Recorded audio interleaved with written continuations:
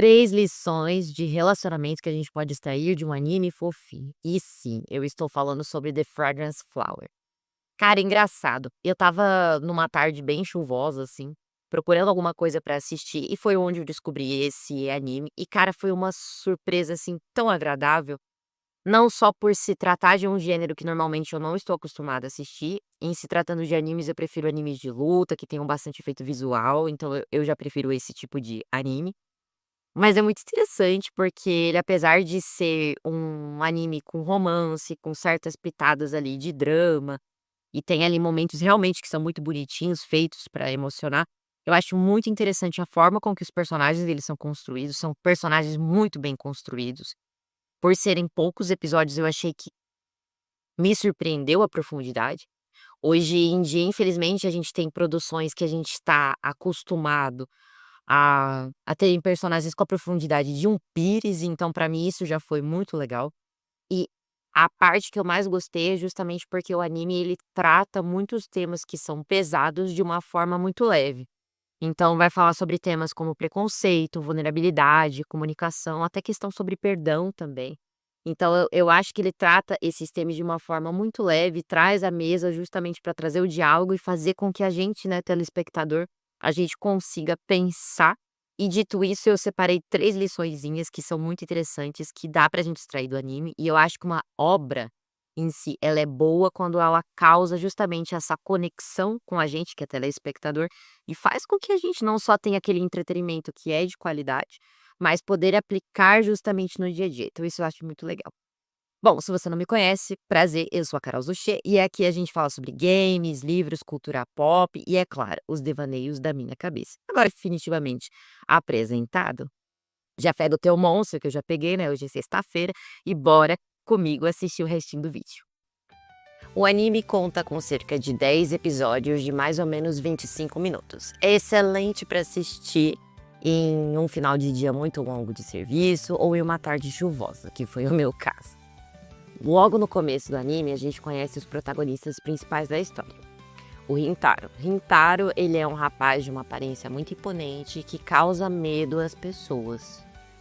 Ele é visto como alguém que se deve manter distância, um marginal, basicamente. Ele estuda uma escola pública para meninos, o Colégio Shiori. O colégio que ele estuda também já tem um péssimo estigma, né, uma fama péssima, sendo chamado ali comumente de escola para idiotas e fracassados. Rintaro, apesar do seu estigma, ele tem um grupo muito fiel de amigos, o Uzami, o Sako, o Ayato, que seguem fielmente ele onde quer que ele vá. Porém, ele é um rapaz muito reservado com a sua vida particular. Para você ter uma ideia, a família dele tem um comércio, né, uma confeitaria, e os amigos não sabem dessa faceta que ele tem. Apesar disso, ele é um bom amigo, ele é um bom filho, inclusive ele ajuda a mãe na loja de forma constante. De tanto ele ser rejeitado pelas pessoas, a gente já percebe que ele já não tenta mais a interação social com elas, já não se permite se abrir com elas, ou a ter qualquer tipo de relação mais profunda ao qual ele consiga ser mais vulnerável. Ele carrega um grande problema, a gente já vê que esse personagem ele tem um problema muito sério com culpa. Diferente de algumas pessoas que a gente conhece na vida, que ela joga a culpa em tudo e em todos, ele é o contrário, ele constantemente ele se culpa por tudo, devido às suas próprias ações ou às ações de terceiros. E é aqui que a gente tira a nossa primeira lição desse anime, que é valorizar as pequenas demonstrações de afeto. Aqui a gente vê que o personagem várias vezes agradece por pequenas demonstrações de afeto, sejam mensagens ou sejam palavras de afirmação, enfim, palavras positivas. Agradeça justamente essas pequenas demonstrações, porque são justamente elas que vão fazer com que a pessoa ela vá adquirindo confiança em você, que ela vá quebrando os muros que ela tem e que vocês vão construindo maior essa intimidade. E eu acho que, na verdade, as pequenas ações, elas são muito superestimadas, na verdade. Às vezes a gente pensa assim: "Poxa, mas vou fazer isso? É tão pequeno", mas é justamente isso, tão pequeno, então por que que a gente não pode fazer? Então eu acho que traz uma reflexão muito positiva, então, hoje em dia, por exemplo, a gente tem internet, então não custa nada você, às vezes, mandar uma mensagem, falar: "Poxa, ó, tô te apoiando", ou "Poxa, lembrei de você", ou um meme, que seja, são coisas pequenas, mas é justamente sobre isso, você saber não só valorizar as pequenas gentilezas as quais são dadas a você, mas também promover as pequenas gentilezas das pessoas. Gente, a vida em si, ela já tem tantos BO, já é tão difícil a gente lidar com a pressão, que não custa nada ser gentil. Mas aí tudo muda, quando uma mocinha entra na confeitaria, a Kyoriko. Ela aparece para comer bolos na loja. E ela, diferente de todas as outras pessoas, não tem medo dele.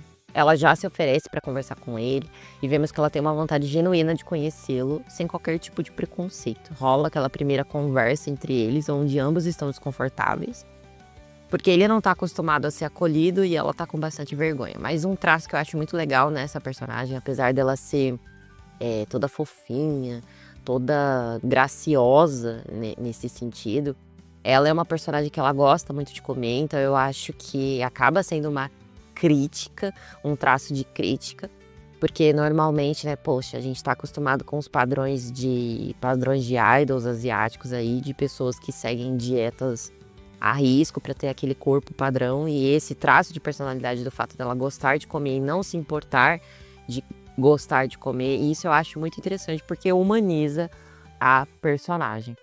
Que a segunda lição, não deixe o seu parceiro ou parceira, enfim, a pessoa que você gosta em uma situação de desconforto. Cara, isso é muito mais do que só sobre empatia, que é você se colocar no lugar de uma outra pessoa. A partir do momento em que o desconforto, a dor do outro, ela passa a ser algo que dói em você, você automaticamente não vai querer que essa pessoa ela passe por algum tipo de desconforto. Seja um desconforto que é causado por você, principalmente, ou um desconforto que essa pessoa ela tá passando por N condições da vida. Então essa é a segunda lição. A gente vê várias vezes os personagens nas suas interações de forma geral.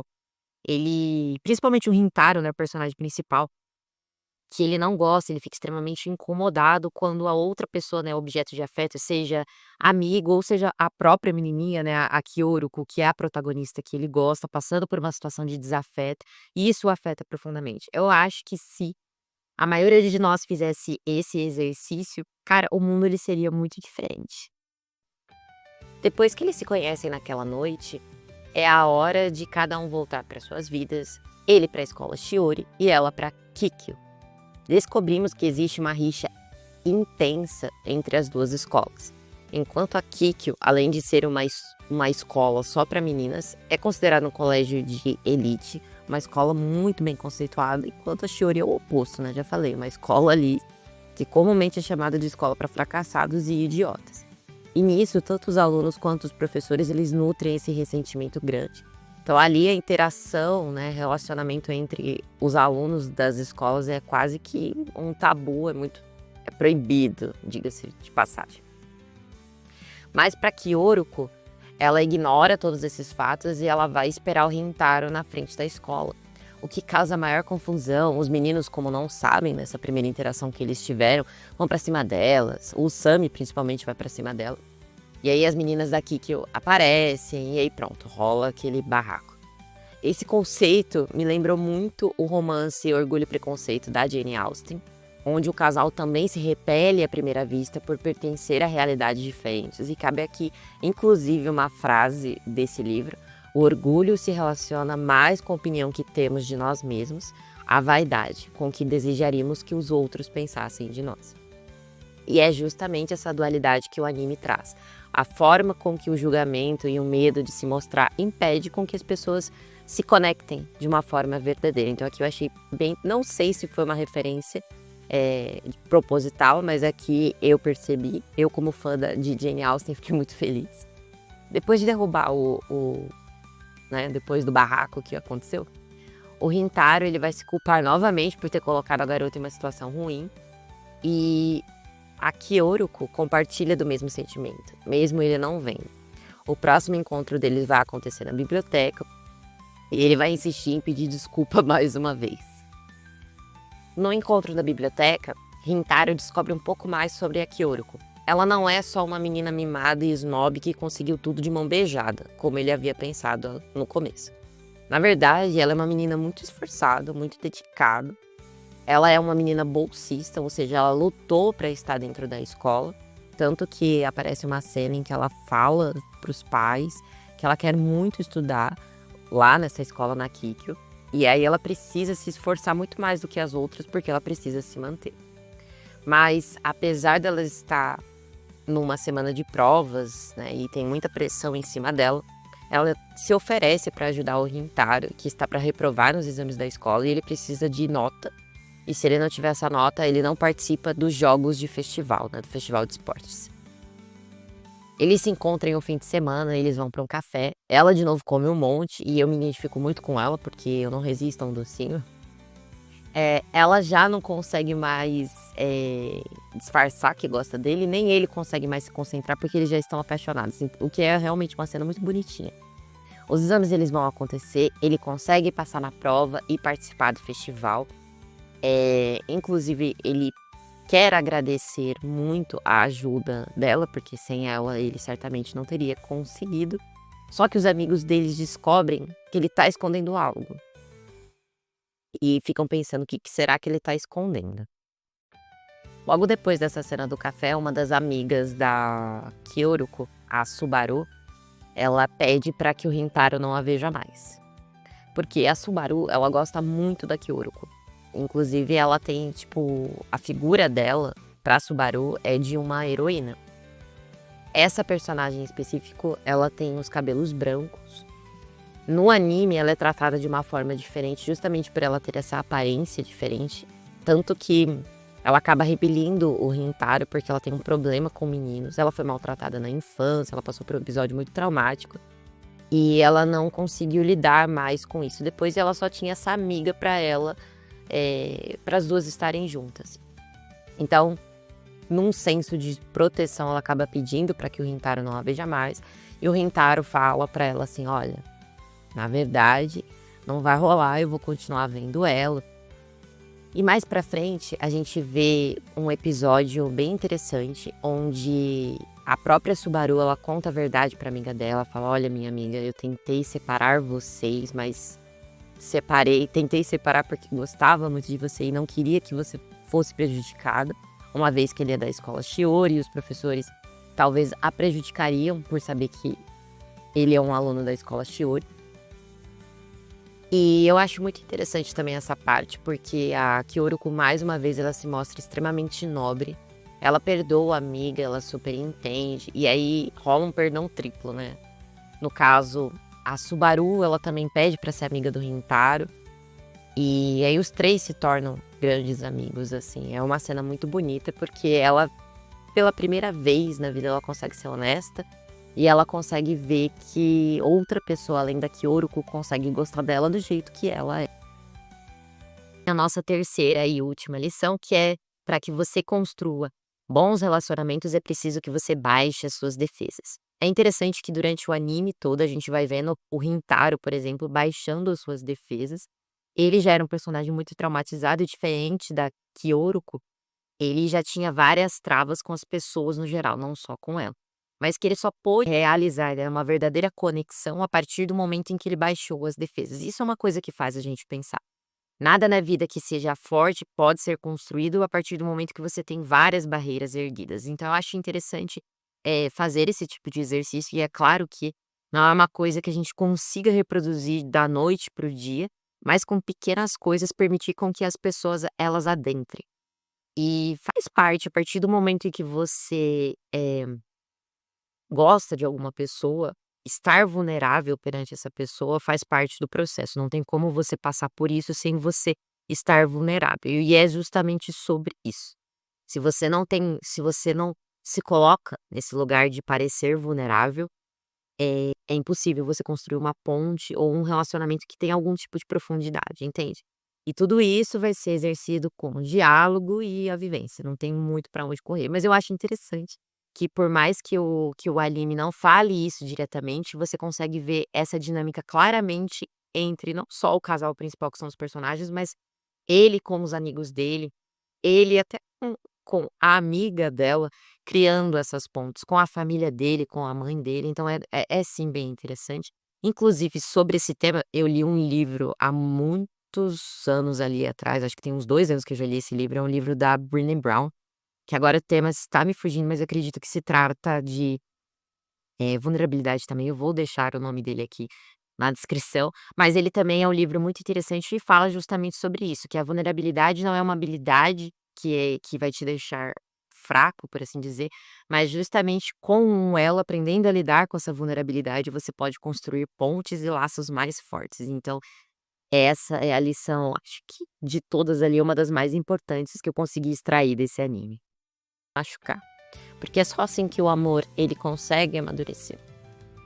Então, eu posso dizer que The Fragrant Flower é um anime leve, fofinho, claro. Não acho que talvez seja para todos os públicos, mas eu achei interessante, justamente porque ele traz uma proposta diferente dos animes que eu já estou acostumada a assistir. Então, é muito legal a forma com que ele toca em assuntos muito sérios, em temas que deixam a gente desconfortável e coloca na mesa para as pessoas dialogarem. Então, em nenhum momento preconceito ou vulnerabilidade, por exemplo, ele é um elefante branco na sala, ou um ruído. É sempre colocado à mesa para que as pessoas elas dialoguem. E isso eu acho muito legal. Eu gosto quando obras elas trazem esse tipo de coisa para a mesa. Então, eu acho que também me lembrou o meu tempo de escola também, onde tudo parecia também ser infinitamente mais fácil, né? Hoje todos nós estamos, eu falo por mim, né? Eu estou mais velha, com contas para pagar e uma tonelada de sentimentos para lidar, onde eu tento ser o mais funcional possível. Mas eu acho que foi uma experiência legal, foi uma experiência divertida. Acho sim que vale a pena. É muito mais para se descontrair, mas é um momento de descontração com qualidade, porque é o que eu sempre critico aqui nesse canal. Hoje em dia, as obras mais atuais, né, obras que elas acabam saindo de forma muito recente, elas têm a profundidade de um pires, então fica muito difícil criar identificação com os personagens, fica muito difícil até ter algum tipo de entretenimento de qualidade. Então, por mais que seja um anime fofinho, todo muito desenhadinho nesse estigma bem de anime e mangá japonês, eu acho que ele é uma boa animação e eu acho que sim, que vale muito a pena assistir. E vá assistir sem preconceito, porque é justamente isso que ele tenta ser, é tratar sobre temas muito difíceis de uma forma leve. Se você gostou do vídeo, eu já peço, deixa o teu like, compartilha esse vídeo com aquele seu parceiro ou parceira que precisa aprender algumas lições de comunicação dentro do relacionamento. E fica aqui comigo até pro próximo vídeo. Um beijo e um cheiro.